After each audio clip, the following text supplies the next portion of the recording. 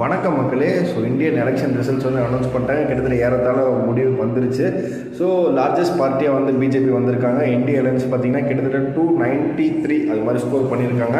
So இப்போ இதில் வந்து பார்த்தீங்கன்னா பிஜேபி அப்படிங்கிற பார்ட்டியை மட்டும் பார்த்தீங்கன்னா 242 வின் பண்ணியிருக்காங்க. நமக்கு 543 சீட்ஸில் வந்து பார்த்தீங்கன்னா 272 சீட்ஸ் இருந்தால் தான் நம்ம வந்து மெஜாரிட்டியாக கவர்மெண்ட் ஃபார்ம் பண்ண முடியும். ஸோ இப்போ வந்து பார்த்தீங்கன்னா இதுக்கு வந்து ஃபஸ்ட்டு வந்து ஹேட்ஸ் ஆஃப் டு மோடி அவர்களுக்கு.